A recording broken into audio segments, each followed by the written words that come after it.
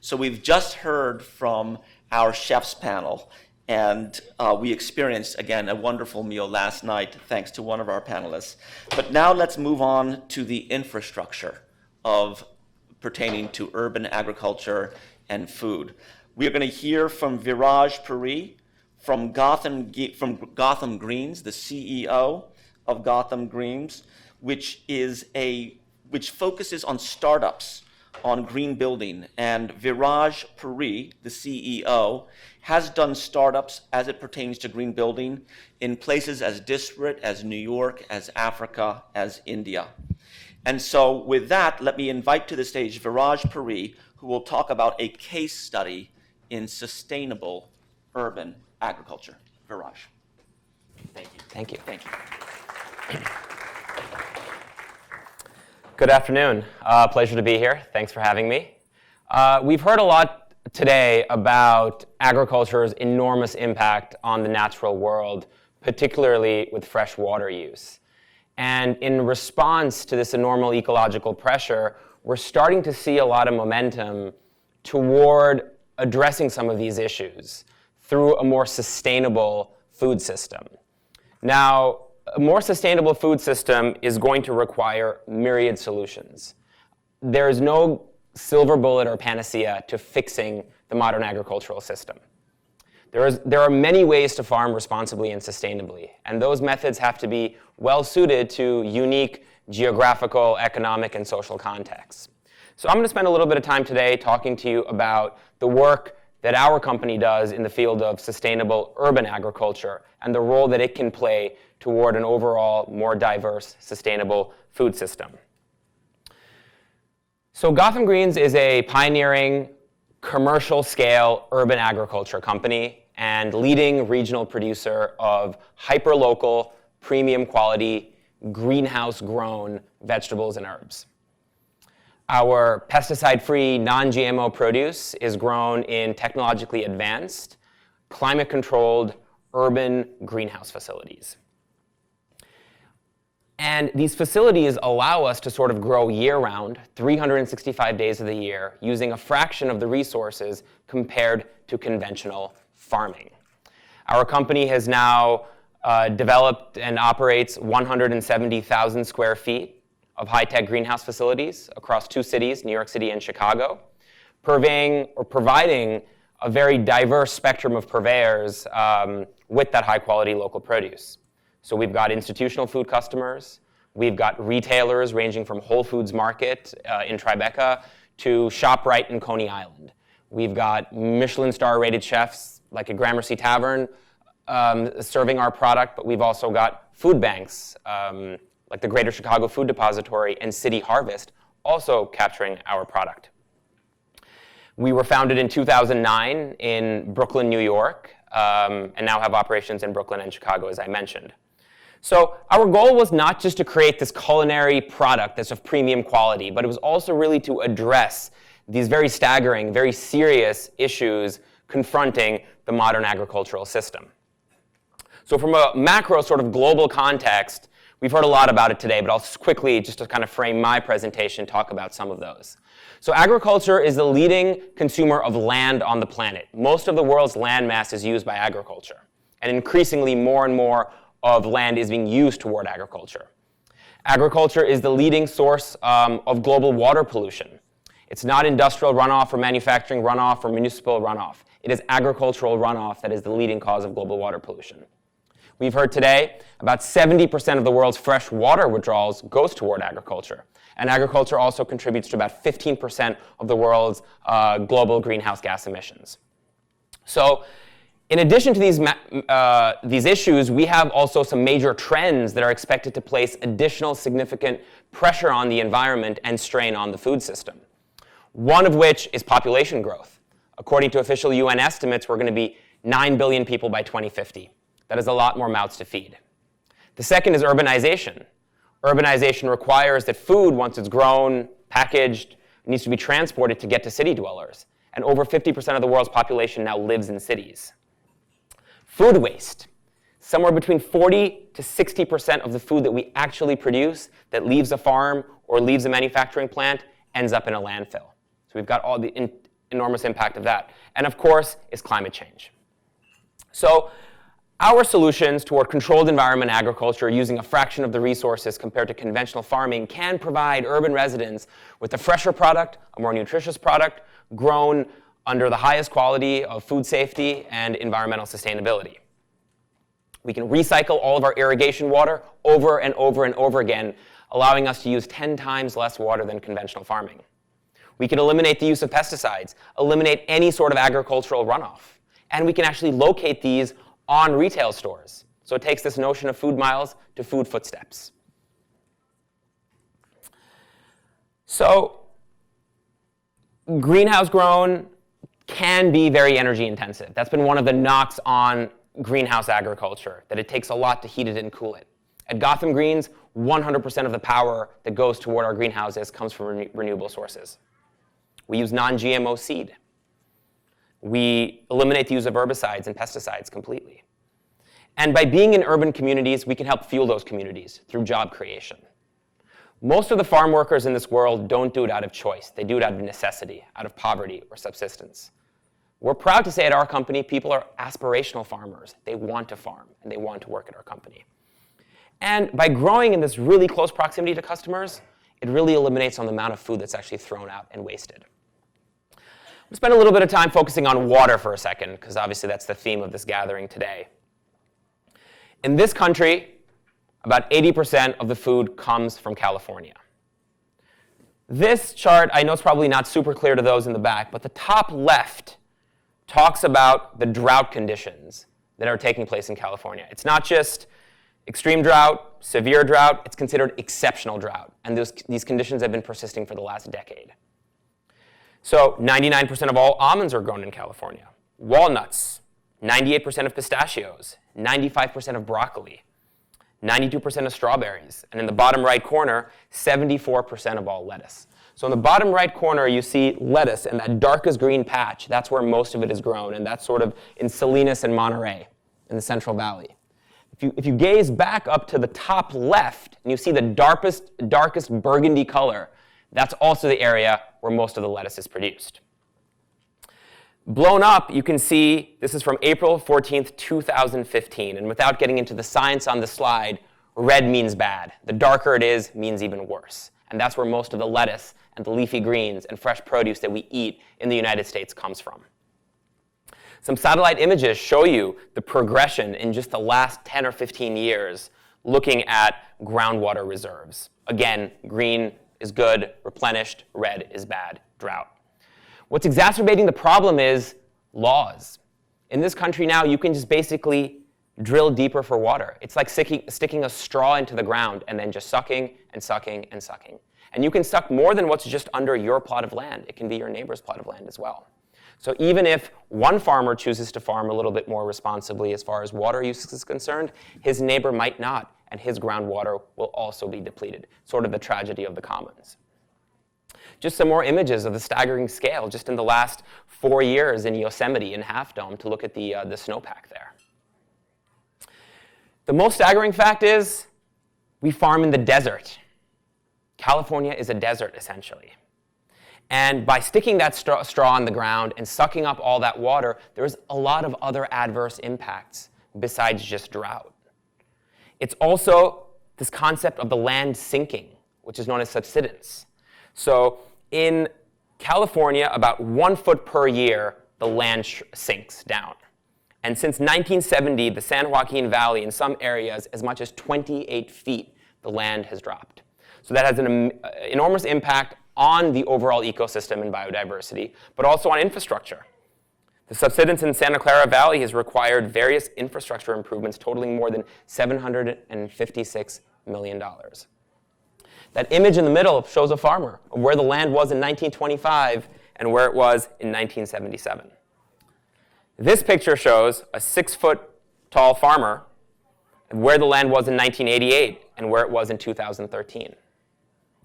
In addition to the land sinking, you're having all these problems of saltwater intrusion coming in. And the areas, again, the darkest red, there's a theme here, red is bad, shows sort of the historic seawater intrusion and to see where it's reached in 2011. So, It's not all doom and gloom. There's a variety of stakeholders from a variety of sectors, whether it's agronomists, policymakers, chefs, restaurateurs, and farmers, moving toward a more just and sustainable agricultural system. So again, there's many ways of farming responsibly and sustainably, and it's going to take a lot of different solutions. And we believe this form of hyper-local, energy-efficient, water-efficient farming has an enormous role to play. And it's not just sort of a niche factor. We can do this really on a commercial scale. This greenhouse on top of Whole Foods Market, completed in 2013, produces close to 3 million heads of lettuce per year.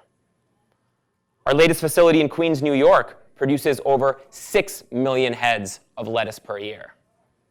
And our latest facility in Chicago, 80,000 square feet, which is about 2 acres, produces more than 10 million heads of lettuce per year. This is real agriculture. This is a real agribusiness. And there's a lot of great solutions that people are putting toward making our agricultural system a little bit more water-friendly and a little bit more sustainable. So, our farms are unconventional, but so is our commitment to quality, taste, and sustainability. We welcome you to try our products. Thanks.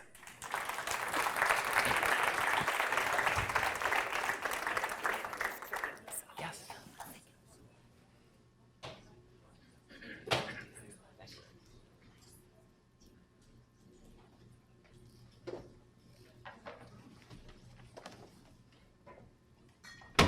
Thank you so much, Viraj, for a greatly interesting and presentation. I have an announcement to make, and that is that our summit chair has been called back to Washington. So unfortunately, he has to leave us, but before he does, I just want to take this opportunity to thank Ambassador Mark Brzezinski for being such an outstanding summit chair today. And thank you from all of us for sharing your time, your insights, and your passion with us. And I would like to thank you with a token of this, the symbol for the Green Summit, of course, the horse from Dalarna. Thank you so much. And I also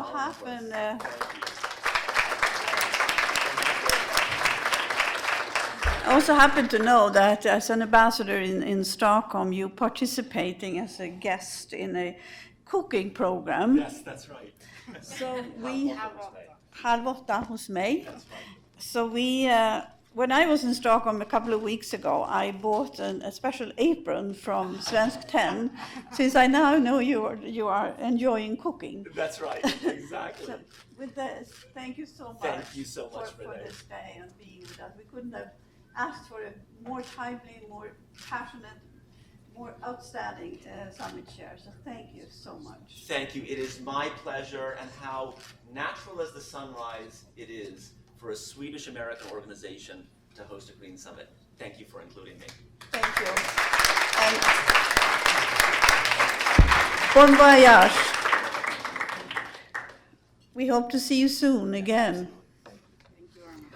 And this gives me the great pleasure of introducing the next panel, which is going to be about the food market perspective, and it's going under the leadership and the moderator of Adam Sachs, the famous food journalist. Is Adam here? Is Adam here? Yes, he is. But do a switch in the program and do Tristan now? He has to leave for his flight otherwise. Well, I'm sorry, there has been a change in the program. So, sorry, Tristan, I didn't know that, but. No, it just happened. So. Okay, well, then it's my great pleasure to introduce our next speaker, a speaker that actually Jenny and I had a great pleasure of listening to already last year in Stockholm when you spoke at the EAT conference. We were in the audience and we were fascinated by your presentation, especially when you told us about the big food chains and how they send their packaging already to the growers for the beans and the carrots and all the vegetables to be fitted into the already made plastic containers. And if they didn't, they just cut them off. And what they cut off got to waste. And that has stayed with me. And I'm so happy that you could join us here today and talk more about how to not waste food. So Tristan, please.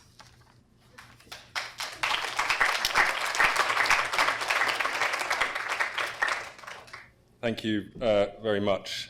I'm going to give a bit of an update. I think a year ago I was tearing my hair out about this problem of the way in which beans were being trimmed in Kenya. And I'll give some details about that today and where we've got to in tackling that specific problem. But I want to frame it first because we were invited, for anyone at the Gala Dinner last night, to reflect on a few really big structural issues about how we tackle sustainability. Without attributing too much, we were invited at the beginning of the evening to ask ourselves the question, not so much, is it possible to be profitable and sustainable, but is it possible for a business to be profitable without being sustainable? The examples that I'm going to give today will really be evidence that the answer to that question, unfortunately, is yes, absolutely it is possible to be totally and utterly unsustainable, environmentally disastrous and socially irresponsible, and very profitable. And the unfortunate thing is that the way in which capitalism works, if it is not properly regulated, and if the people whom it is serving do not express their interests into the system, the problem is that capitalism can go in, mine a place, whether it's water or any other resource, get lots of cash out of mining that. The business itself can collapse because it's not sustainable, but the capital has been accrued and can be gone and invested elsewhere. So absolutely the answer is yes. Without proper frameworks, capitalism will allow businesses to be unsustainable and profitable, undoubtedly. Matthias Klum really clearly demonstrated that in the pictures and examples he gave of what essentially is a global tragedy of the commons. No one is paying for the loss of ecosystem services. They're all externalized. The issue of food waste is a pinnacle of where these issues come into play. This first slide is a snap that I took whilst I was in Peru in September. And I'd gone there to investigate the ways in which American and European retailers cause farmers in the global south, in Africa, in Latin America, to waste colossal amounts of food, up to 50% in some supply chains of the food being grown. And along with that waste, a waste of resources, a waste of money, and serious social impacts, a lot of suffering. I chose this slide because it exhibits very clearly where water comes into play in it. Anyone who's been on the west coast of Peru and has been in this huge coastal desert and has trekked along it for days and then found an enormous production unit pumping out tons and tons of vegetables and fruit for us in America and Europe to eat. This is an asparagus farm. Essentially on all sides, the landscape is Sahara Desert-like. There is no life. The man who owns this farm has bought a couple of thousand hectares of this desert, put a hole 100 meters deep into the ground, and he pumps up water in colossal quantities, and he has greened the desert. It is a miracle. It is incredible what he has done and what so many others in Peru have been doing. As anyone who's followed this issue will know, Peru has very serious water problems. They are unsustainably mining their water table. It's going down in some areas very rapidly. Now on the table, there are huge engineering solutions being investigated to go to the other side of the Andes and to redirect the flow of rivers that are currently going into the Amazon basin right back through the mountains so that it comes into the coastal area on the west of Peru. Why? To produce fruit and vegetables for us. Now, the most staunch advocates of doing this are the producers. These are farmers, some of whom who have built themselves out of poverty into, in some cases, extreme wealth. This is a great way for people to make money. What I'm going to talk about and focus on is that a lot of that food that's being grown is just being wasted. And it's being wasted for no good reason. To start with the cosmetic standards that were mentioned a moment ago, this asparagus grower, this is the same spot, is showing me how between 15 and 20% of his asparagus doesn't leave the desert.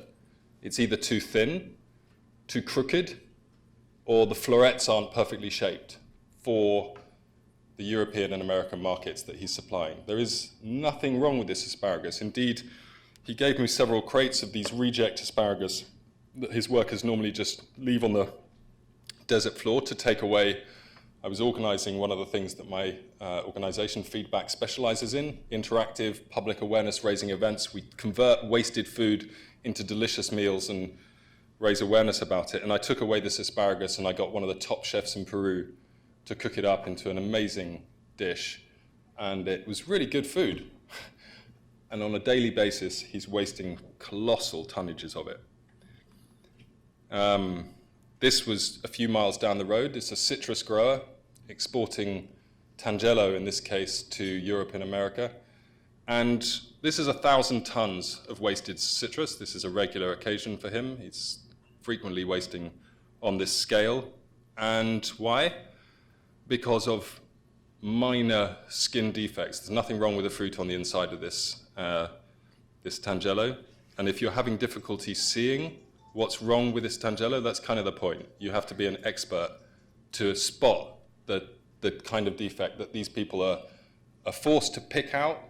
And they try and develop local markets. They try and sell this where they can to regional markets and to Peruvians, but the standards are so high that the quantity of rejects is far too great for local markets to soak up. Same story with these onions. Anything that's the wrong shape or size for us, fussy consumers, is just dumped in the desert. These yellow onions are not the type of onion that Peruvians like to eat. They like the purple onions. That's what they have ceviche with.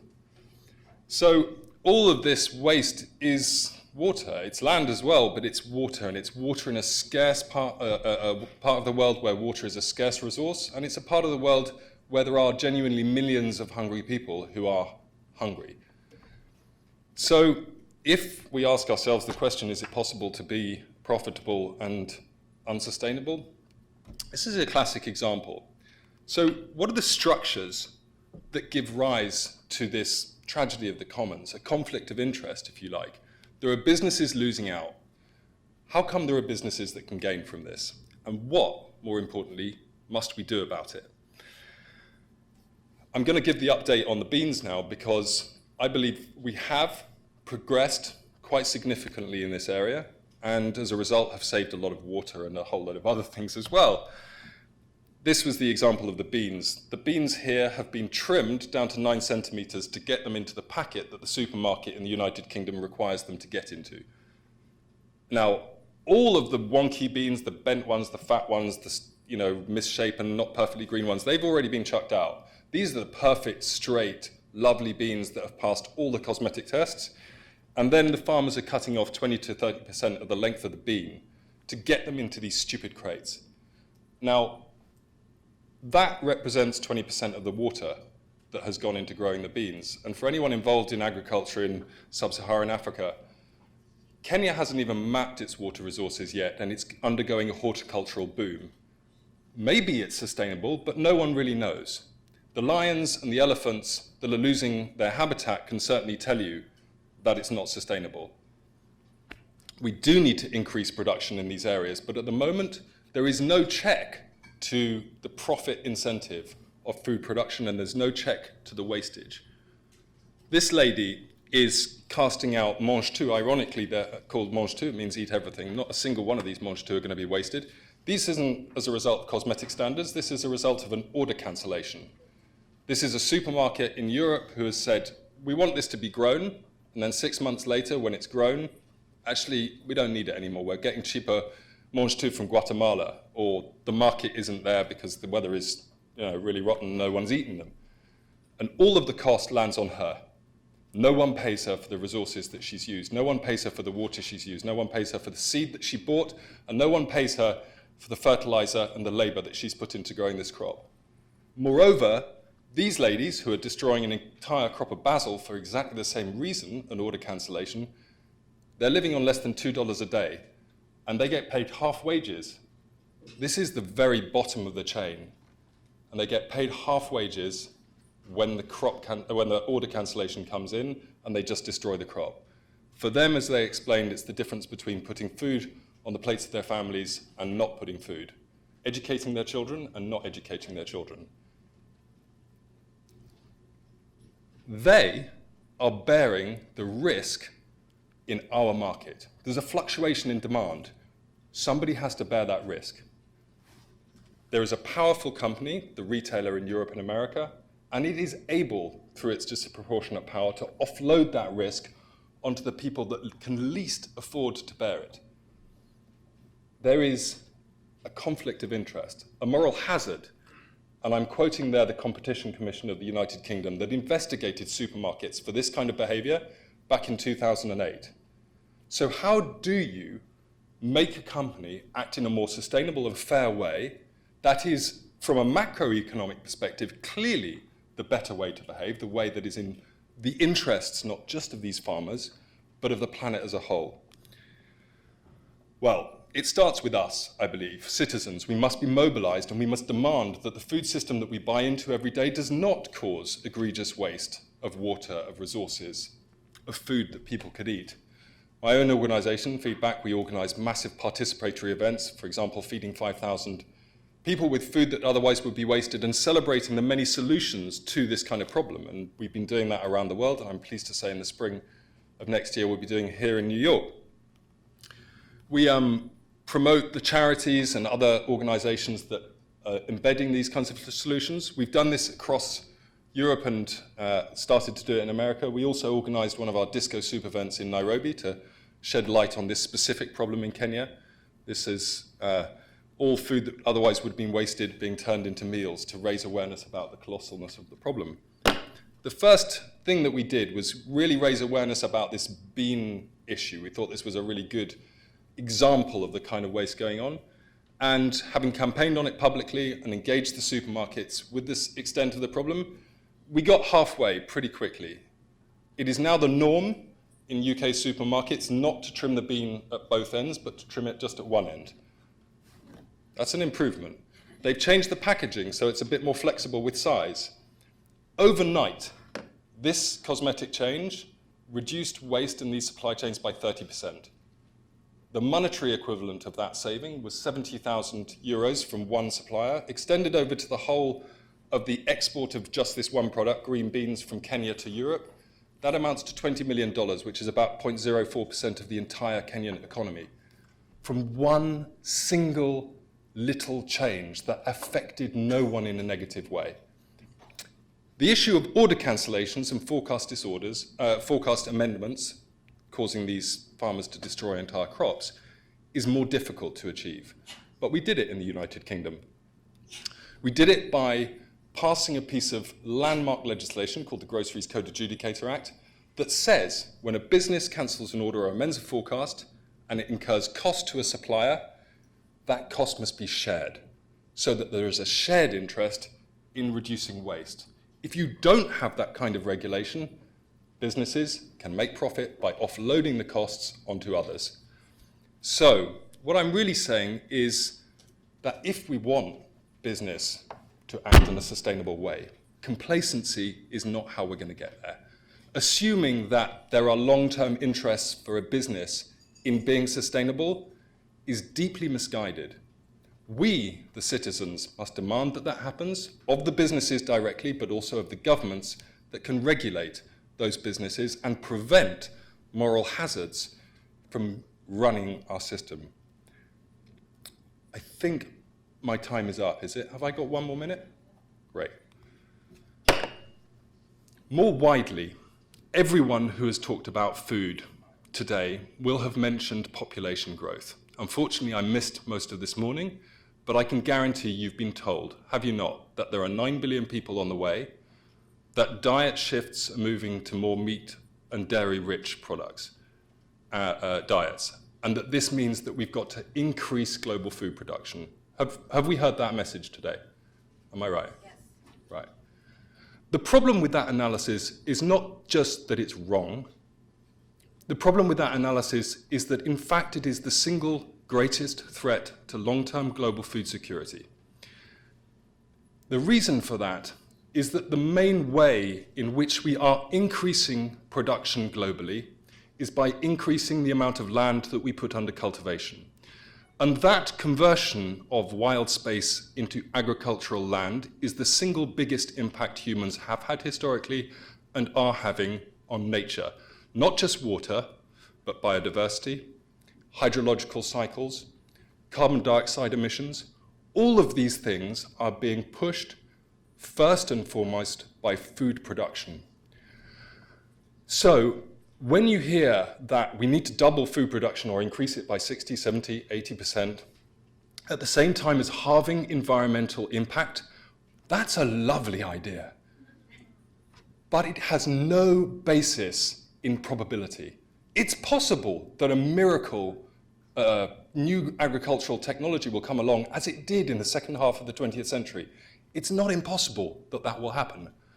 But to set any store by that remote possibility, to pretend that we're on course to achieve that, is to misguide the world. This cry that we need so much more food, it's bogus. What need are we talking about? Up here on the table, you can see drinks made by a company called Coca-Cola. Coca-Cola has a lot of calories in it, an awful lot of calories, and they use a lot of water. And they produce a product that has more sugar in it than is good for a child to drink in the day, and they lace that product with caffeine, which is a drug. And they sell it to children. And we do not have the regulatory frameworks to prevent them from doing that. The idea that we need to massively push for more of that stuff in the context of a global health crisis whereby 1 billion people at least are suffering from the diseases of overproduction, we have to solve that by producing more. This is madness. This is the need, not of the population of the earth. This is the need of the profit margin. What do we need to do? We need a planet that can give the next generation a healthy biosphere on which they can survive and continue to provide food. We need that. That's a need. Do we need to eat as much as we do in the European and Western countries, America? No. We need to eat less. We need to eat less, particularly meat and dairy products and useless junk like Coca-Cola. There are some areas of the world where increased production is necessary to feed those local populations. But this global push, it will exhaust the world's water supplies. It will create runaway climate change. It will do what trends currently predict, which is extinguish forever the majority of species that have evolved on this planet for the last 4 billion years. And it will leave billions of people hungry. Who's going to stop it? Thank you.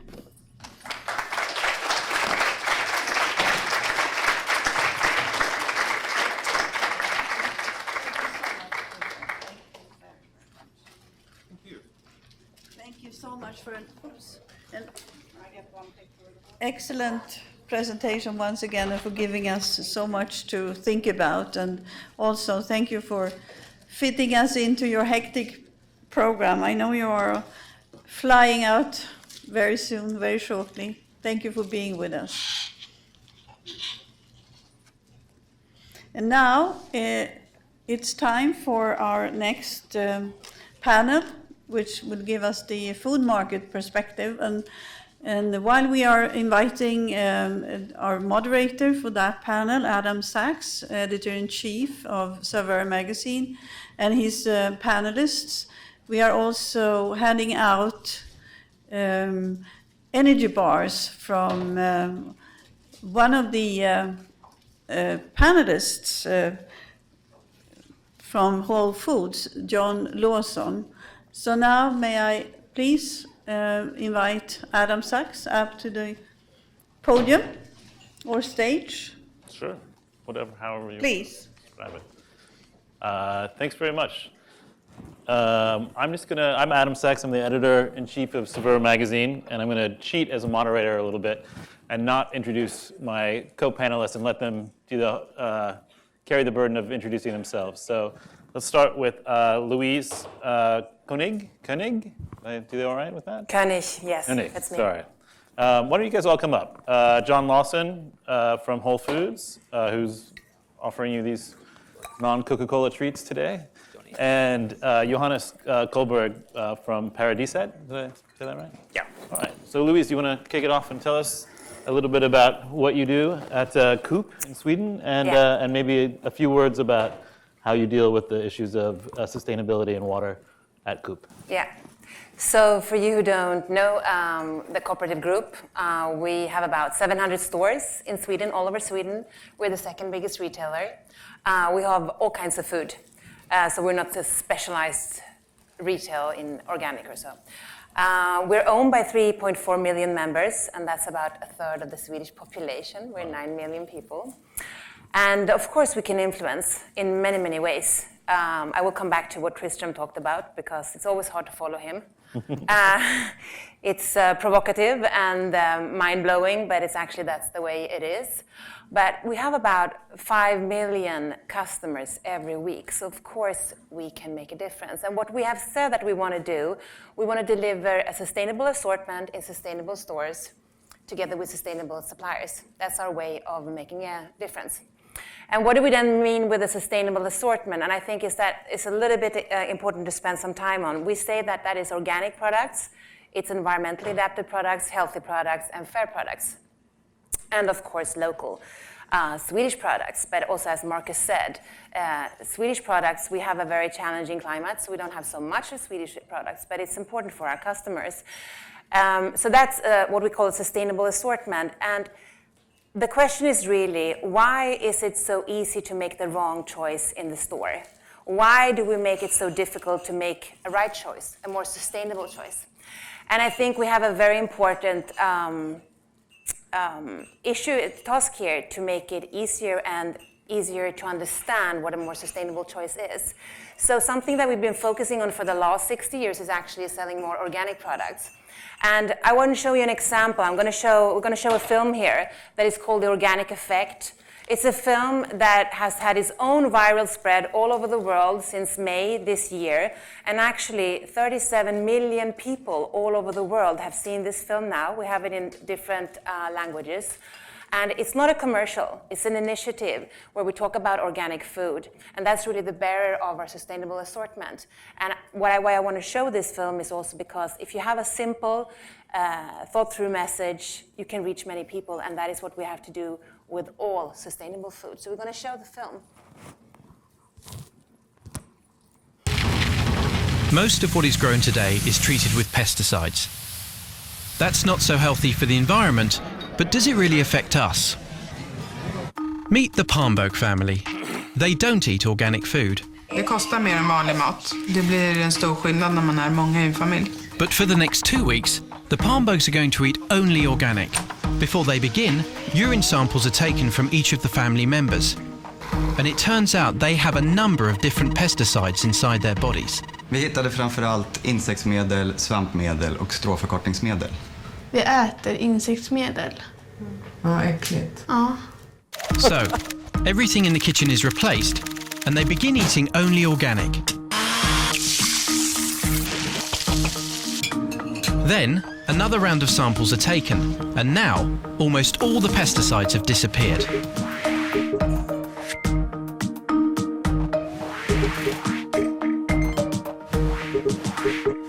Vi vet ju väldigt lite om långtidseffekter av att äta mat som har besprutats. Speciellt med tanke på att studier har visat att kemikalier i kombination kan vara långt farligare än kemikalier var och en för sig. När man får höra det här så tänker man framförallt på barnen. Det är många kemikalier som har lämnat deras kroppar och jag vill inte ha tillbaka dem i mina barn.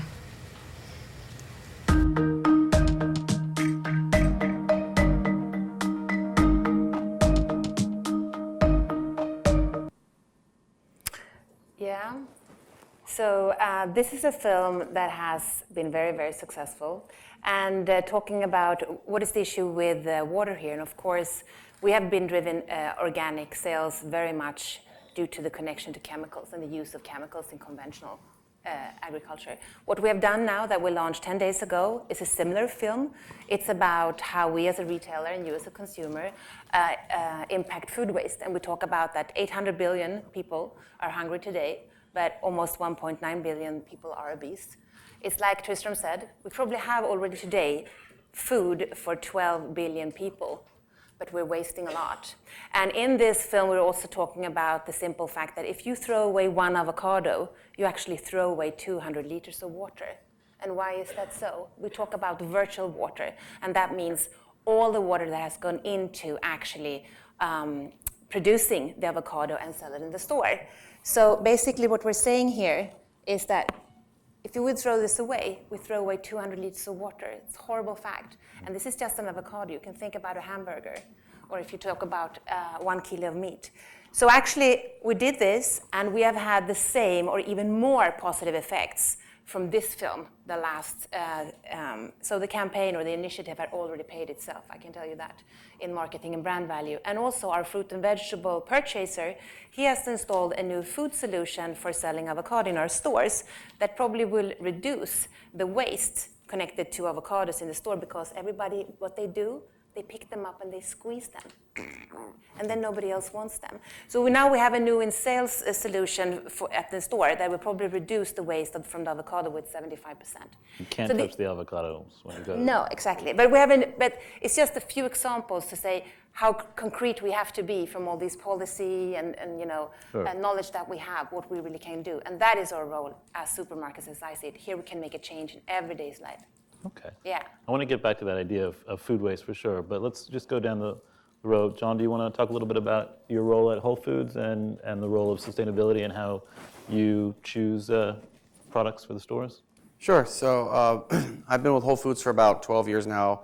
I'm originally from West Virginia, and so I ended up in New York. And so just as a side story, being from West Virginia and water, a few years ago, you might have heard we went through a situation there where the water was poisoned, and people in the entire southern state of southern part of West Virginia didn't have access to clean drinking water for, I think, 4 weeks, and a lot of people still won't drink it because chemicals leaked into the water. And so you've probably heard of licorice water. So that's not a flavored water. Flavored water is trending well in our stores, but you wouldn't want to drink the licorice water. So water availability is not just something that's in other countries, it's also within our own country as well. I work at Whole Foods. I'm in purchasing for the center store, so I'm the person who buys bottled water for the store. And we do ask a lot of questions around bottled water. It is something that sells really well. And so we try to work with vendors in terms of sustainability to achieve better packaging, working on glass, aluminum, rPET, as opposed to other types of plastic that are virgin plastic, basically. But really, it's a lot of the weight falls on consumers, all of us who buy in stores to make those decisions and to help drive the decisions through your purchases, to sort of shift the focus away from things like bottled water, because that's probably the biggest thing the biggest contribution we can make to changing if bottled water is contributing to the waste and the big island of plastic that's in the Northern Pacific, you need to vote as a consumer away from that. So I'm always looking for ways to at least improve what we have in the store, but bottled water is definitely a problem. I like your point about the avocado. Does anyone know how much water it takes to grow an almond? It takes a gallon of water, more than a gallon of water, to grow an almond. So every time you eat an almond, think about that gallon of water. It takes an insane amount of water to grow any of the fruits and vegetables, and agricultural diversity is something that's at risk. Whether it's the bees or whether it's water supply, we're all responsible as consumers for trying to improve through our purchases the food supply. So one other thing I would just add also from the Whole Foods Market perspective is that we are really active with non-GMO, with the non-GMO project. And another way you can vote as a consumer is to not only buy organic, which is always the best way, but also to support the non-GMO project. Non-GMO basically means that less pesticides are used. Genetically modified fruits and vegetables, putting aside the science of yield, because that's the sort of hotly debated topic. If you look at non-GMO, the biggest issue with genetically modified organisms is that they're just blanketed with pesticides, and all those pesticides get into our groundwater. So if we want to work on eliminating pesticides, and that's a great film you just showed, then we need to focus on organic and non-GMO. So one of the initiatives that we're working on by 2016 is to label everything in our stores, whether it's GMO or non-GMO project verified, or organic, or even better than organic is biodynamic. So there's so many different areas that you can sort of go into in terms of sustainability and how we're really trying to improve the food supply. But I always have to push it back to the consumers as well, because if consumers are going to keep purchasing the things that are taking us down this road, that's really the first step. Is how do we change our habits as consumers? Johannes? Yeah, I am an entrepreneur and I'm also a father. And 2 years ago, I went with my family, as we did every Saturday, to go shopping at ICA, the largest food retailer in Sweden. And I got sick and tired of going to that boring environment. I didn't find the organic products that I wanted, and I found a lot of other products that I really didn't want for my kids, and I got pissed off. I wanted somebody to offer me the kind of products that I could feel safe to let my family go into the store. They could buy anything and be inspired. Instead of, I used to actually time my visits. I was down to 37 minutes to buy the whole week's groceries. And that's not supposed to be that way. So I started Paradiset, which is becoming a food chain. We opened the first grocery store for natural and organic products in Stockholm, Sweden in June this year. And we're opening 3 more stores next year. So the first one is the largest in Scandinavia. And what we do is we try, first of all, we don't sell Coca-Cola like the previous speaker said. We don't sell products that we don't believe in. We don't sell Red Bull, or we don't sell cigarette, actually.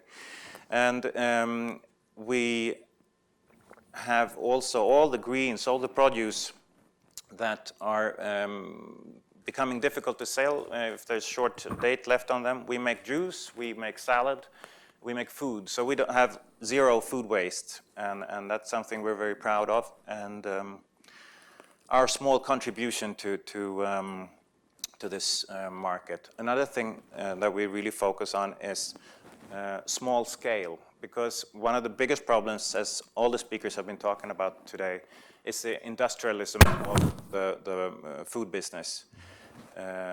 We're trying to make food so cheap that everybody, it's just cheaper and cheaper. And nobody asks the question, how can this food be so cheap? And that's what I think is the most interesting question, because we start putting stuff in what we eat that we don't have a clue about, and the obesity issues that we talked about as well.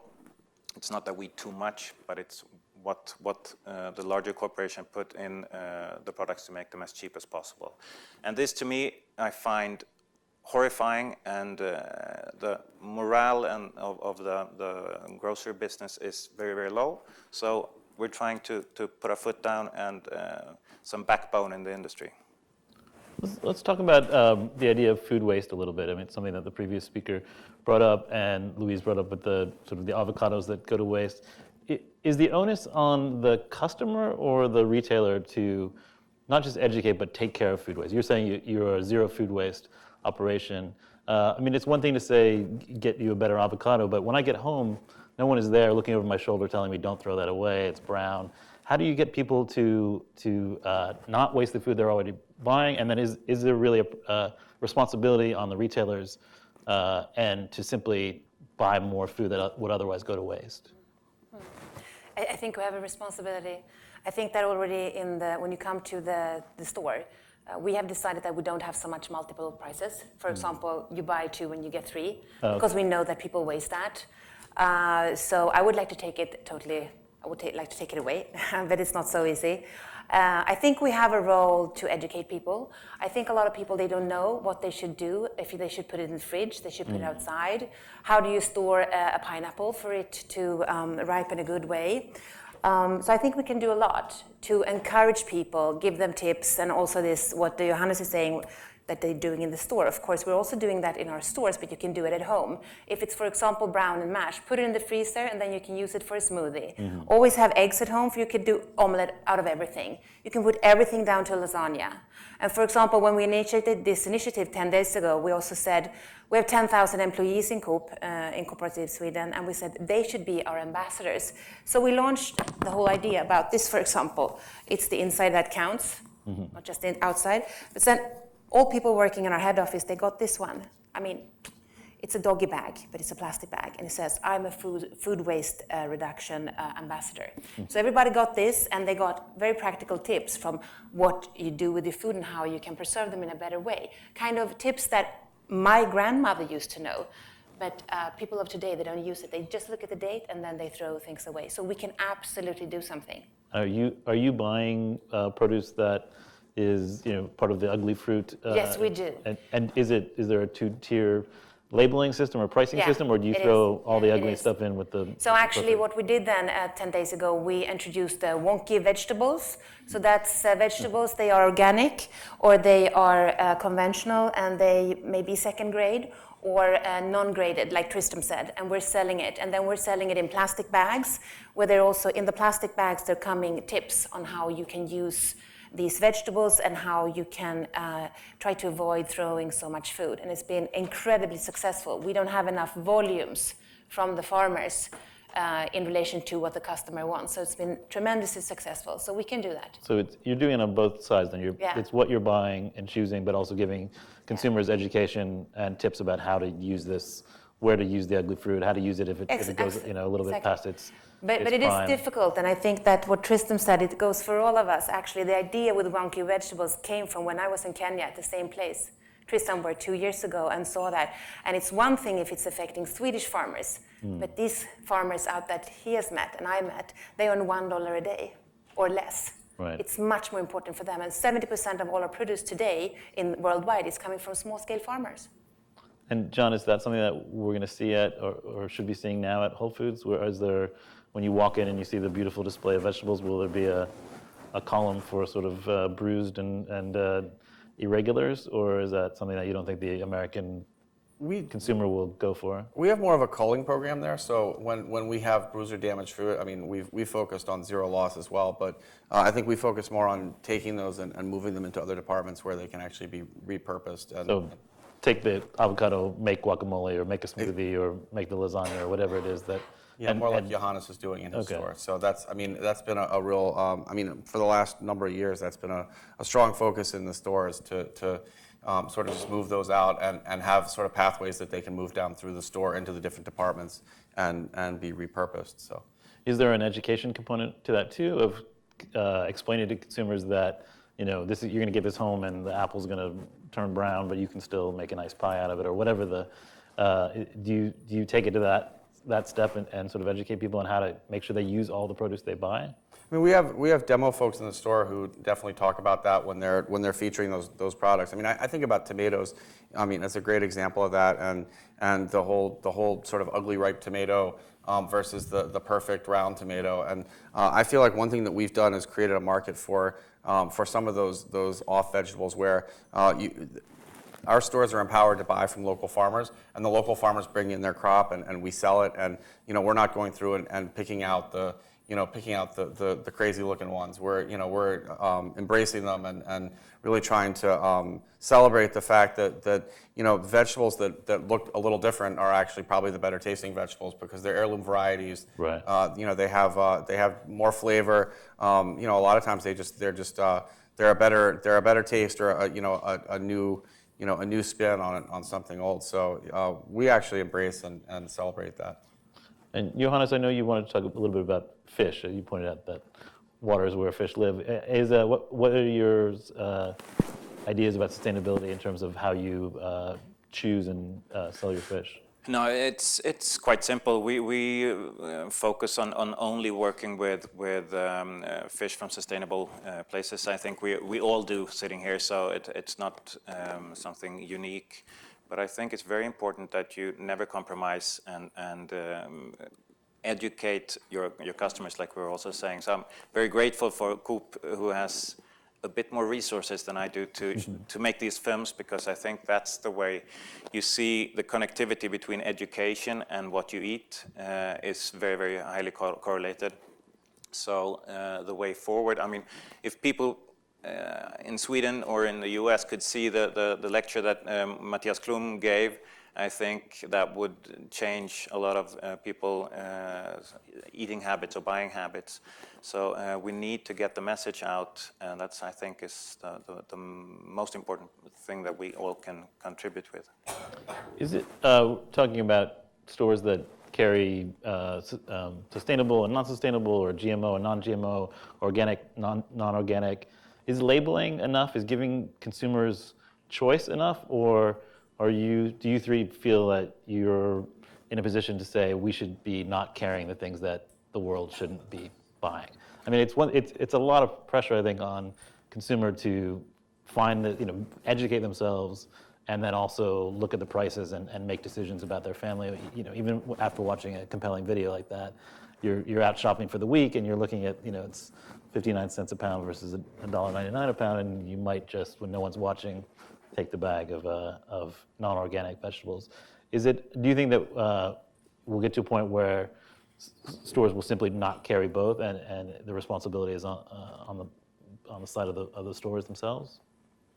You can each sort of. Yeah, I mean, I hope that will not happen. I think we have a tremendous responsibility, and I would also say that it's already happening today, and that is, of course, the power of data.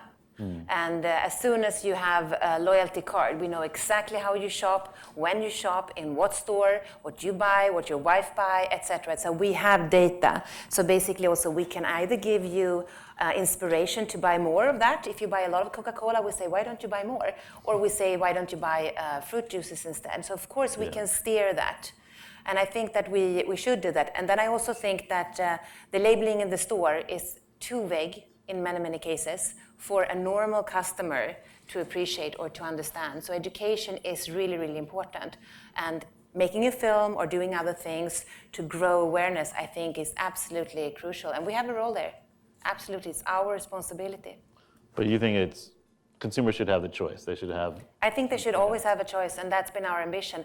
In the same case, we've been saying that we've been taking away. We don't have GMO, for example. In Sweden, that's not an issue because it's banned. So welcome to Europe.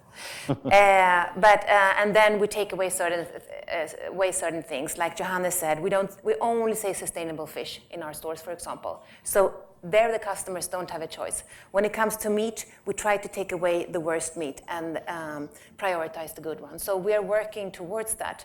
But then it's always the issue of very, very cheap food that some people need. How cheap can it get, and how unsustainable can it become? We have rules for that. We have demands for that. So there's a range of there is a range, but of course that's being pushed all the time in competition.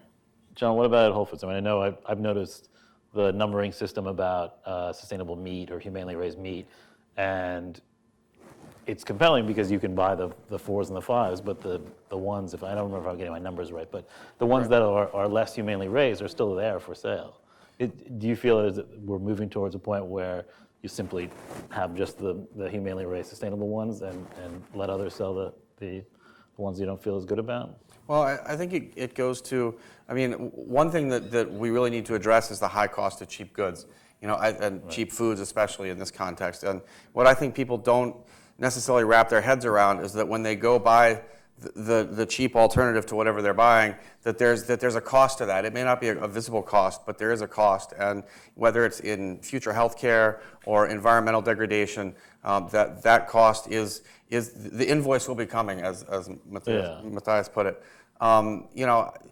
With our rating system, what we do is we put the options out there for the customer, and we're really trying to push the better options, and we're leaving some of the lower tier options there, but setting the lower tier at a high baseline so that we're able to sort of convince the customer, nudge the customer upward. I mean, we have a reputation for high prices, but we're not gouging. What we're doing is we're encouraging customers to understand where their food is coming from, and that there's a cost to that supply chain.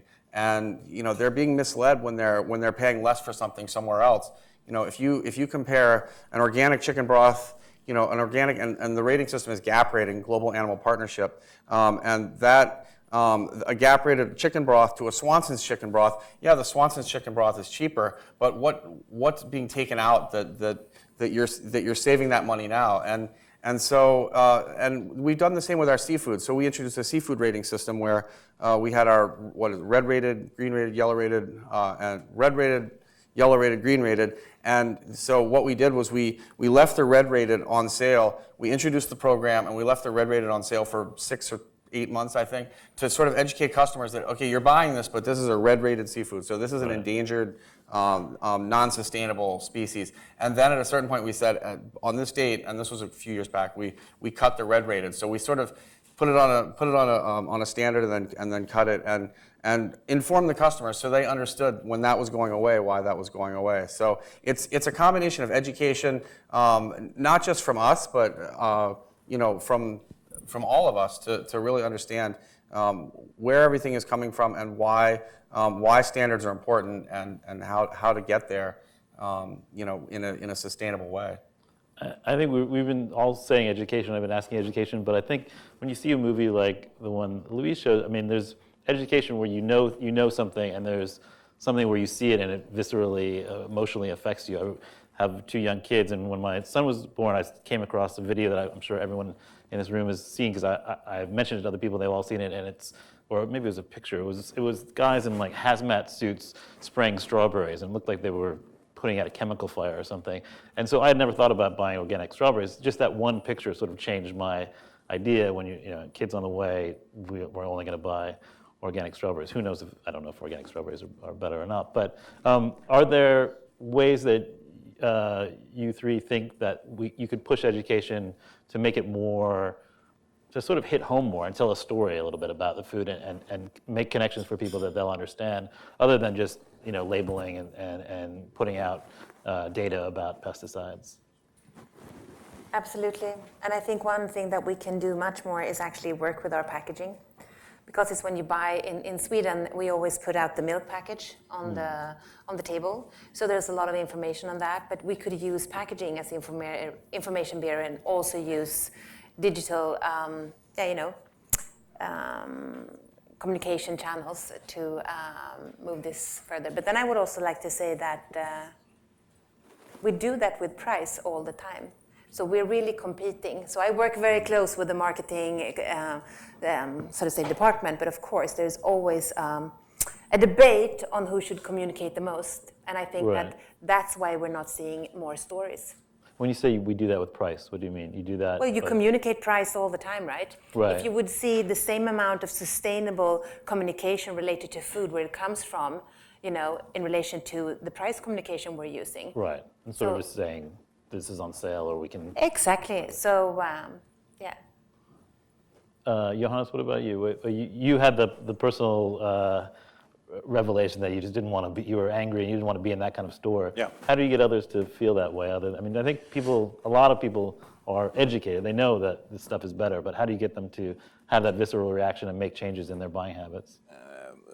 First of all, we have one of our core values is the strong stories. We have to be able to relay a story about every product that we sell, because that way we know where it comes from, why we have put it in the store, and why it's good for the customer. But I think, like Luis, the movie Luis showed is one of the most effective ways of showing people why not to continue eating conventional food, or why it could have risks. In Sweden, we have very strong governmental control for alcohol. We have special stores called Systembolaget where we have sell alcohol.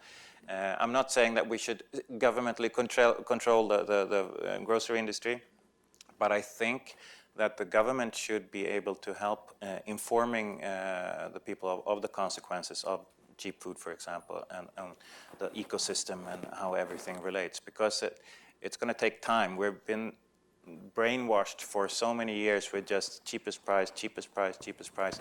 It's going to take years to take that away, but we have to start now.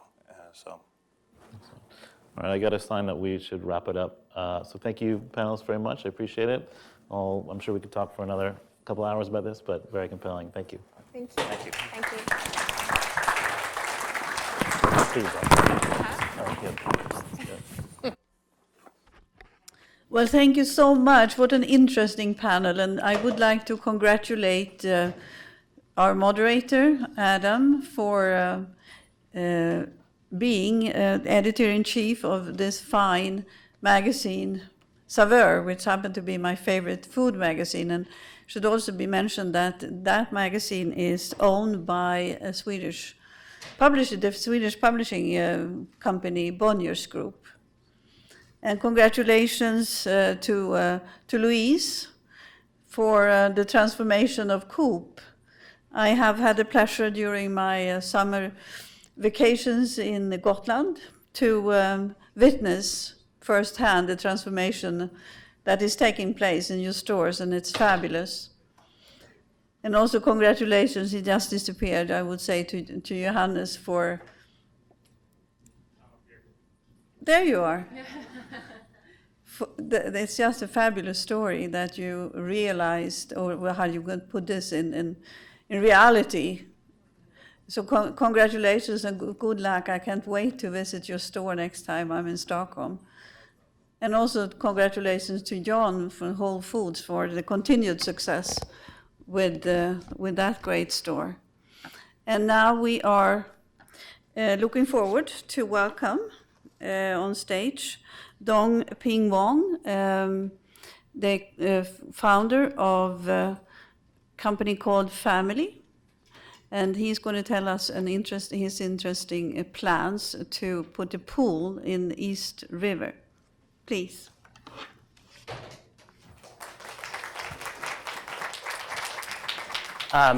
Thank you for having me. I wanted to say I'm honored actually to be part of the guests that you've invited today. It's very exciting. So as mentioned, I'm a partner in an architecture office called Family. We do a range of projects, but one of the central themes is basically we look at it like we always design environments, basically, and how do you design a project that makes the environment around it better. And so for today, especially obviously with the theme of water, I really just wanted to dive into one specific project we're doing that is particularly unique, but really encapsulates all of our work. Actually, I need the slide thing. I just realized that. Is it this guy? Okay, thanks. So the project's called Plus Pool. I guess it's pretty obvious. And what it is it's the world's first filtering floating pool. That's what it looks like. It's called Plus Pool because it's a pool shaped like a plus. But more than what it is actually, for us, what's exciting is what it does. It's basically a giant strainer that you can drop into the river. It filters over 600,000 gallons of river water every day, just kind of through general use. And the main intent of it was really, we just wanted a pool that was designed for everybody in New York. And so the shape is really just a product of dumbly sticking four pools together. But also something that you can kind of open up and let everybody swim all at once. But the environmental side of it, which is an interesting challenge for us, is basically the walls of the pools are made up of filtration membranes. So this is a very early rendering we did, but the idea is simply that the water moves in through the walls. You swim in it. people are actually very dirty, so you have to filter it again, actually, as you put it back into the river. But in a very, very small way, we like to say that we're filtering the river, obviously in a very tiny way. The concept of the filtration is very simple. It's basically 3 layers. And then the reason for that is so that each layer does a kind of specific job and removes a specific size of contaminant. We're doing this all without chemicals, as passive as possible. For anybody that has seen the rivers in New York, they actually move very quickly. So we're able to use the currents, which change directions every 6 hours, both to move water in, but also to clean the filters on the way out. But at the end of the day, I think the whole reason we wanted to start the project was simply to be able to swim in the rivers. I grew up in San Diego, surfing very near the beach. I technically actually now live closer to a real body of water than I ever have in my entire life, but for most people in New York, it doesn't really feel that way. I certainly don't think of this as a beach town by any means. So really the goal of this, in a way, is to reclaim New York's rivers. In some ways, it's, in our mind, kind of one of the biggest natural resources that the city has. It's obviously a reason New York was founded here is because of all the water and all the industry that came in through the rivers. But we're on an island, and I think that's something that I certainly forget all the time. And it's, when you look at the rivers, I think even today, typically you look at it as a border between Manhattan and Brooklyn. It's a thing you maybe take a subway under or ride your bike over. But as an actual real body of water, it's not typically thought of as anything you can jump into. This wasn't the case actually a century ago. It was used both for recreation, but also for actually people would literally bathe in it before all the facilities were pulled out because of this issue. Now, as you can imagine, it's not something that's particularly advised to jump in on a day-to-day basis. And the reason for that is CSOs, which I believe were mentioned earlier in a panel. Basically, it's every single one of those red points is where raw sewage gets dumped into the river anytime heavy rains occur. What that means is basically the entirety of the body of water around Manhattan is not swimmable. And so all we wanted to do was carve out a small spot, a kind of X marks the spot kind of thing where you could potentially swim. With the simple goal of, if you're able to touch the water, if you're able to swim in the water, you might start thinking about the river a little differently. And so we've been actually working on this project for about 5 years now. In 2011, we installed a small tank over in Brooklyn Bridge Park in Brooklyn. What this is doing is it's bringing river water up through this tank. This is unfiltered river water, so you won't be swimming in this. But the layers of filtration are dropped in, and we're able to measure its effects. Last summer, in 2014, we built what we called Float Lab, which is basically I call it the kind of duct-taped science lab version of the pool. But we built a floating dock that sat outside of Pier 40. 3 pools were dropped in. Each one had a different combination of filtration. And we measured it and worked with Columbia and Lamont Doherty, measured the water and the effect of the filtration for 5 months. We gathered more data than anybody has ever gathered on the river. And this isn't, well, it's surprising actually to me that we were able to do this. We take data every 15 minutes, but the reason we do it is when the city takes data, they take it maybe once a week, maybe once a month, because you're tracking the health of the river over time. What we need it for is actually literally when you dive in, you want to know that the water is okay to dive into. And so we've actually been compiling this gigantic body of information on the river, which is this side effect, I think, of just simply wanting to swim in it. And we've tested the filtration and gathered data on 15 different parameters. The really one to pay attention to is number 2, which is enterococci. And for those who don't know, that basically means human shit. And that's basically how the EPA and the DOH measure how clean or whether your water should be swimmable or not. So the floating pier that you saw earlier, the results came back basically that no matter what the river is doing, and so in this chart what you're seeing is the red line is the bacteria of the river over time. It actually jumps up and down quite a bit. The blue line is what we were able to achieve in that kind of rough filtration that we were doing. Basically, no matter what the bacteria is doing in the river, we're zeroing it out. And again, all as passive as possible and without chemicals. We took that, and I should explain that actually the project was started. I have absolutely zero background in water quality, zero background in filtration, zero background in literally even building a pool. So all of this we're learning as we go. And for us, the kind of piles of data we're getting are probably as daunting as anybody that isn't in the water quality world. So what we wanted to do was make a way that it was clear to people kind of what the river was really about. So this was actually a Plus Pool dashboard. We teamed up with Google. They helped us launch an app and a website. And so anybody can kind of go and see live tracking of the water quality of the river itself. And then ideally, when the pool is finally in the water, you can also see how it compares to the pool. And then this was the first time we actually jumped in plus pool water. Our pool will be a little bigger than that, of course, but this was basically 4 years in the works, and obviously a big day for us. And then I think the entire other side of the pool, which as a young designer is equally as exciting to me, is the way in which we're going about it. The project was started by me and two friends. They have their own design office called PlayLab. But all three of us, honestly, when we started this project, had no idea what we were doing. We decided it'd be a funny idea. So we started with a sketch, as ideas typically start off with. We started with a coffee or beers and whiskey, probably more likely. And all we did was simply, we launched a website, put out a book, put out a poster.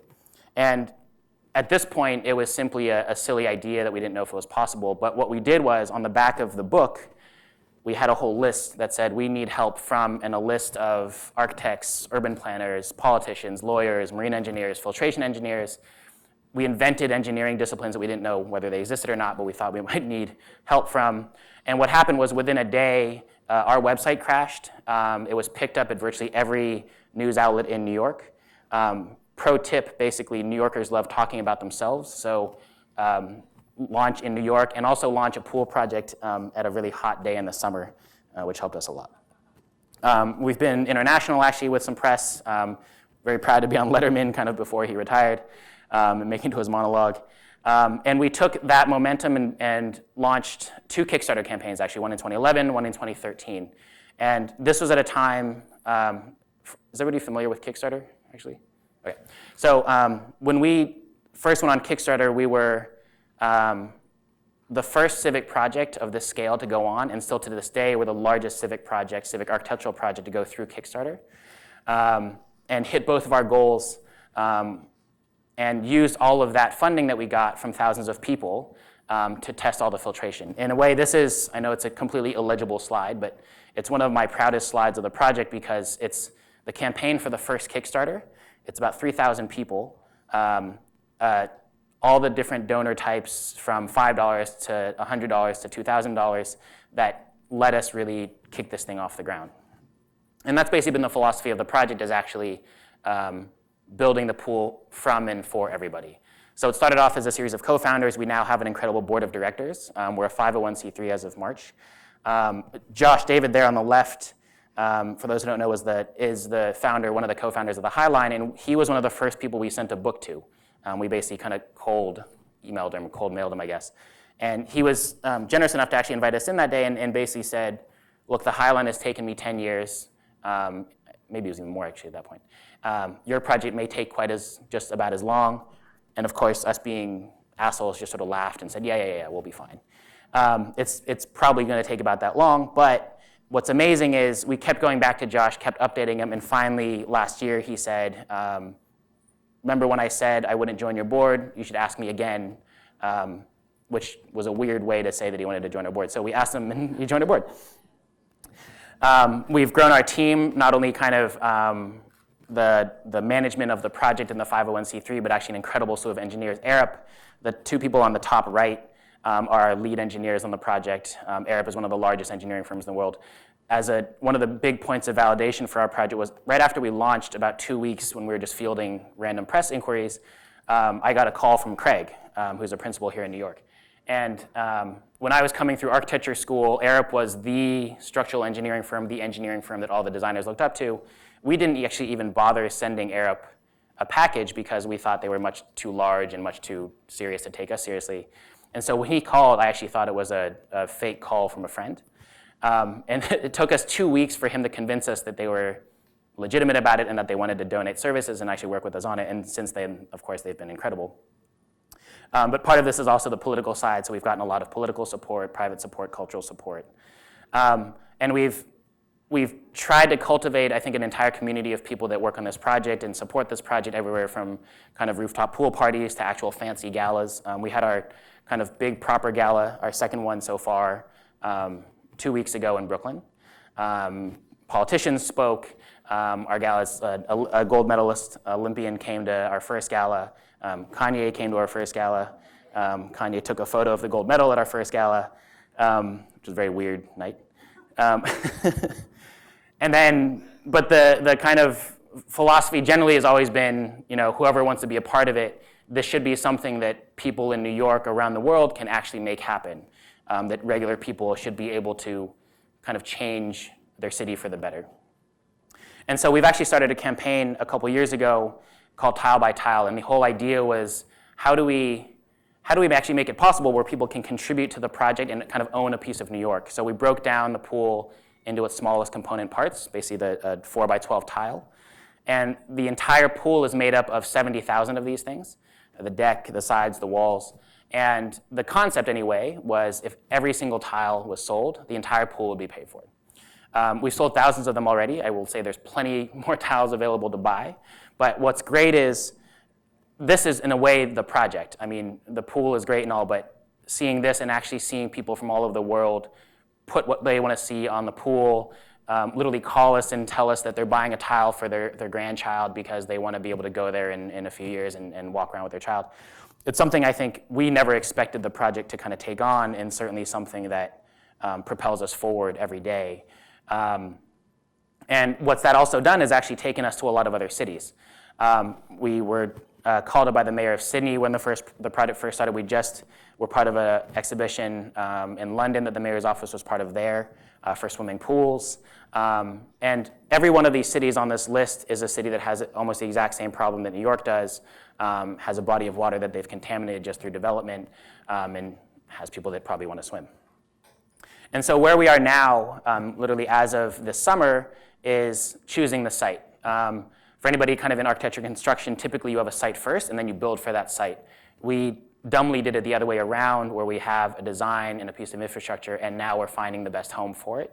One thing we have learned is actually we can do more of these after we do the first one, but obviously we want the first one to be in the best spot in New York. So we have a short list now of 10. We're planning on making an announcement of where that final site is next summer. But we've been doing a summer of water quality testing again and actually talking to all the partners at each of these sites. And so I think at the end of the day, I think it's a project where it started off with us simply wanting to swim and touch the river and touch the water and invite people to participate. But really, I think it's a project, and why we're so excited about it, that for us, it's basically a symbol of just citizens in New York being able to actually be part of making something that makes their city better, that makes their rivers better, that changes how they think of the waters around them. And so I thank you again for letting me speak, but there's plenty more information here. Yeah, thanks. Thank you very much. Thank you. Wonderful. Appreciate you with us. We look forward to following development and welcome you back. Oh, thank you very much. It was great. Thank you so much. Thanks.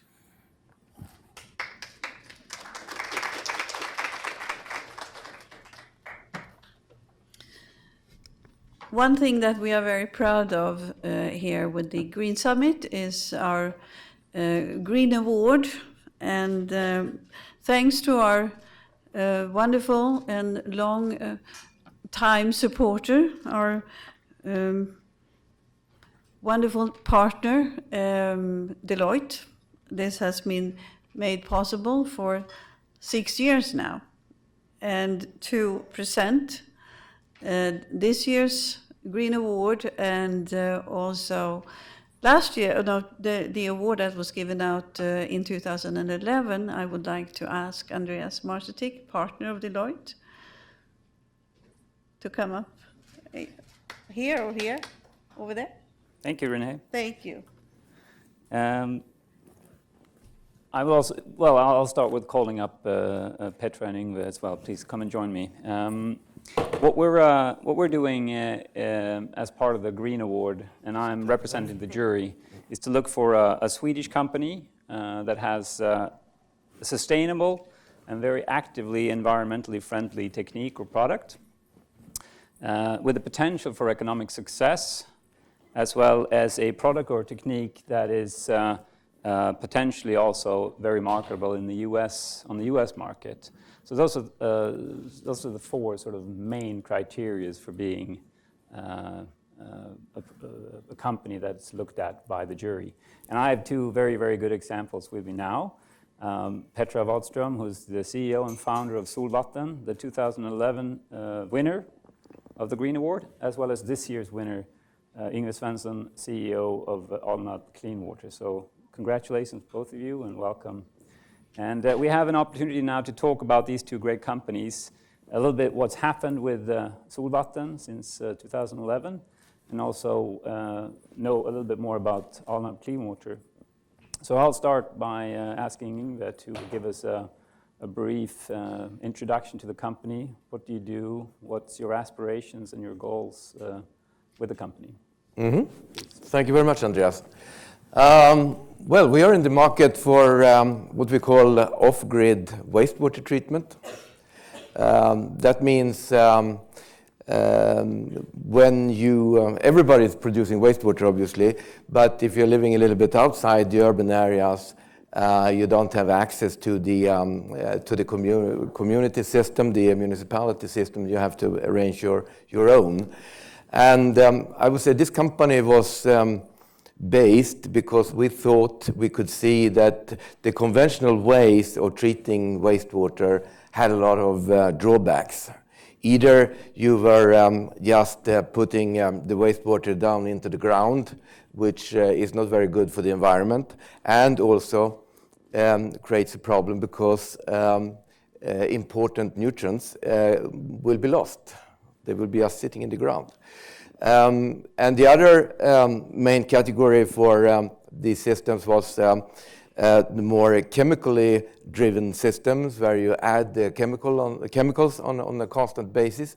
There was a previous panel here talking a lot about chemicals, so I think there are a lot of reasons not to use chemicals. But on top of that, of those general reasons, there are also the problem of making sure you dose the chemicals absolutely correctly, which means that these kind of systems, they need continuous service monitoring. So what we said was that, taking care of wastewater, that is something that nature itself has been doing for millions and millions of years.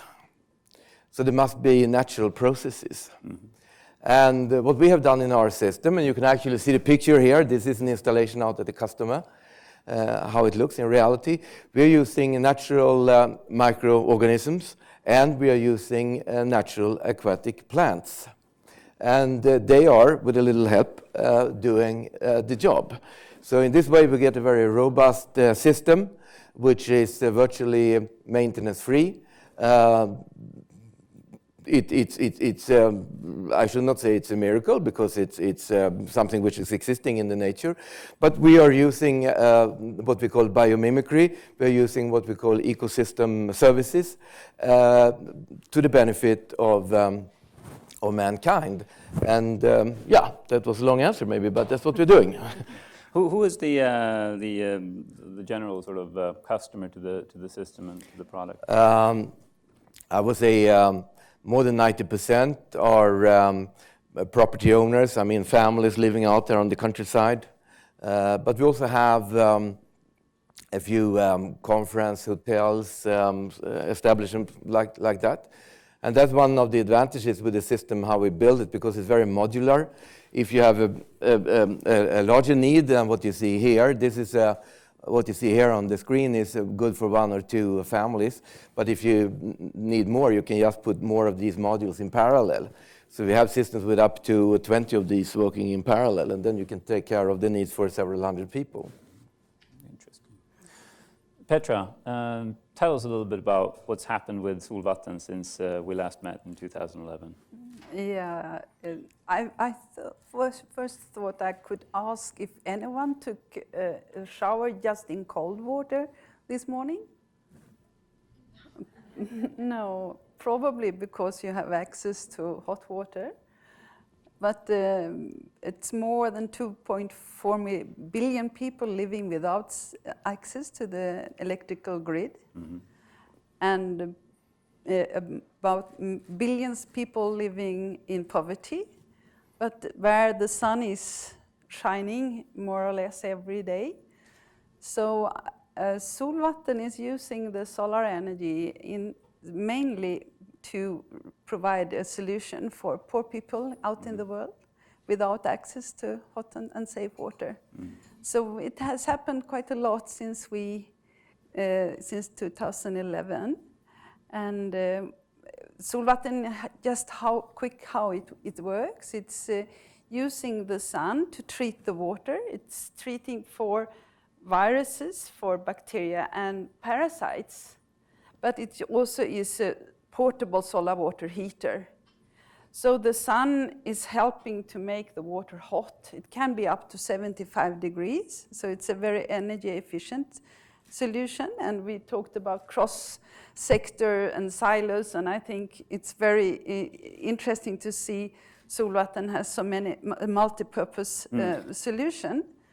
And when people, we're working in northern Kenya, for example, with indigenous people. We talked about indigenous people this morning, but we can see the same effects in the environment where we are working. There are nearly no forest left because the most common way to boil and to treat water and to have hot water is to cook with firewood.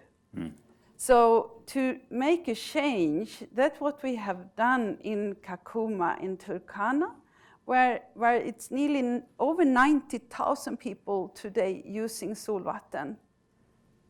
And we have seen from the reports, it's a lot of hygiene-related diseases. Hygiene-related diseases, it's soil transmitted. You can see parasites has to have some time in the earth before they can affect your body. So it's not just from drinking water. So it's important to really point out the hygiene effects.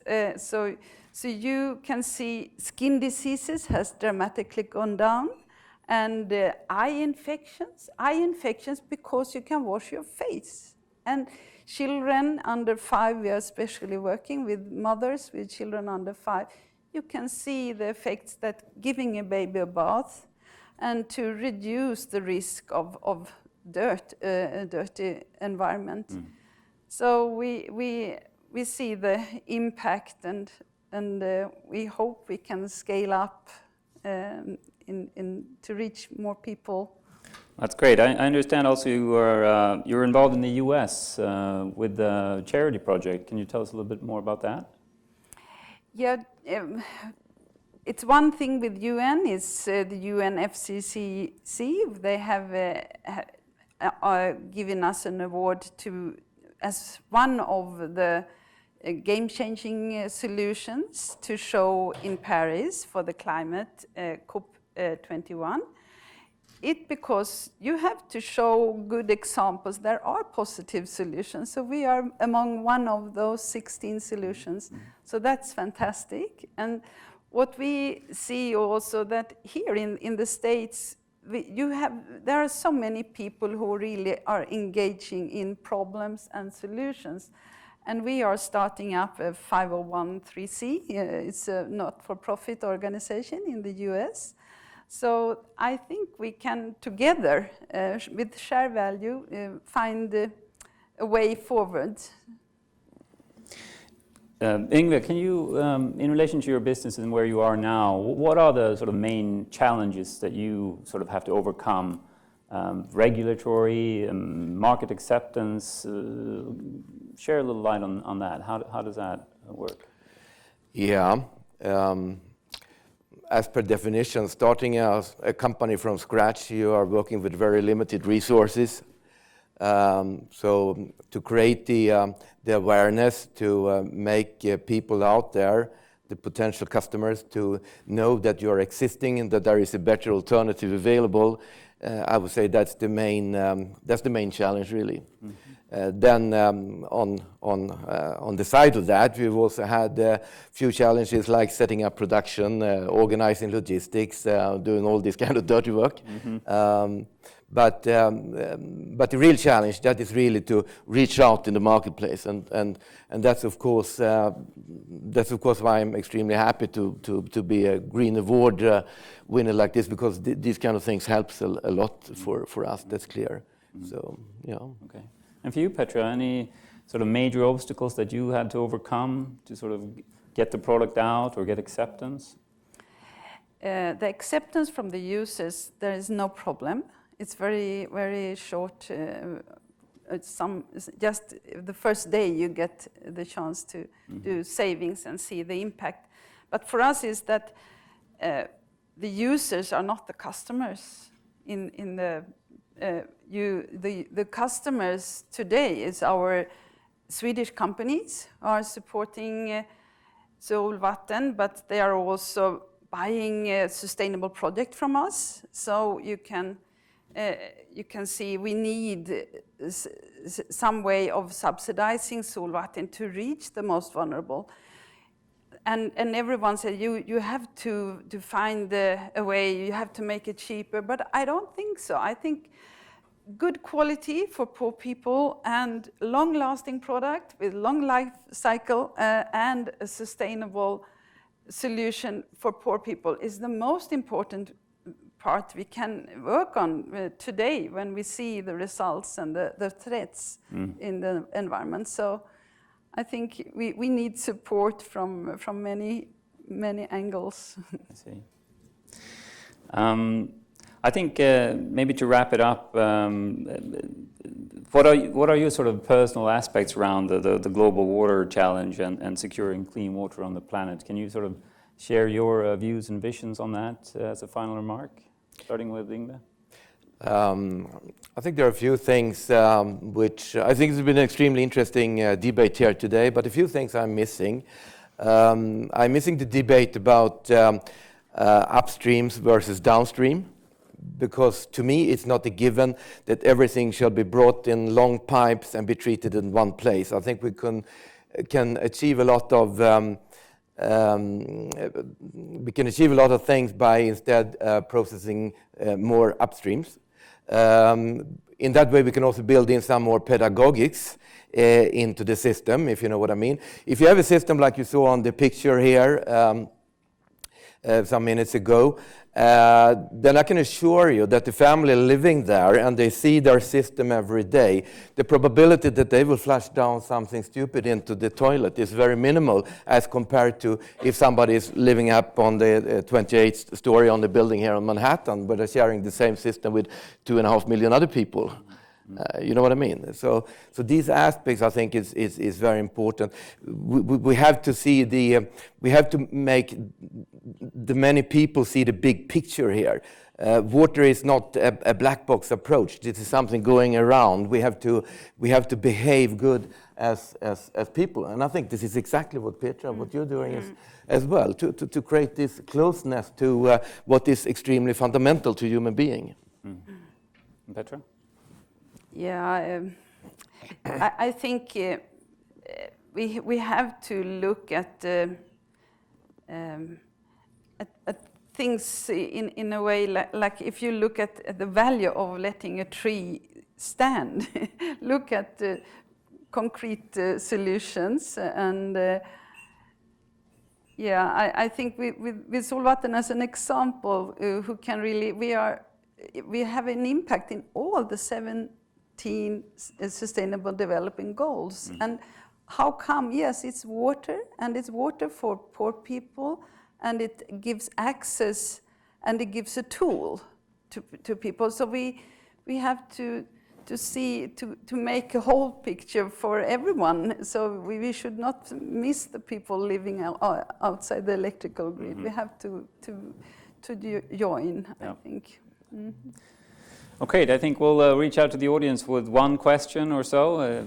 These two interesting companies. Any sort of final questions to our panel? I guess not. We have been extremely crystal clear, it seems. Must have been. Thank you very much. Thank you. Oh, sorry, there is a question. Yeah, go ahead. Can you explain what you mean by upstream versus downstream? Yes. If you see a map and you see a lot of buildings, a lot of houses, people living on that map, and then you see from each of these houses there is a system of pipes successively interconnecting to each other, and at the end, at the bottom,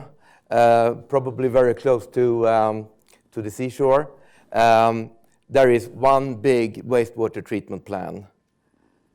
That is a downstream approach. You take everything down to one place. Upstream, would be the opposite. There you would make your wastewater treatment very close to where you're living. In the extreme situation, each house up there on this map would have their own system. You see what I mean? So that's why I'm saying that if you have this more upstream approach, then you will have a more pedagogical system, you will have a more transparency because people will see what happens. And on top of that, you will also, I think, open up the playing field for many different solutions, many different innovations who can fix the solution that is appropriate for this guy sitting up in that house, which might be a private home, and another guy who's running a factory might have a completely different type of wastewater requiring a different solution. So you can mix that. All right, thank you very much, and congratulations, and good luck with your continued endeavors. Thank you. Thank you very much.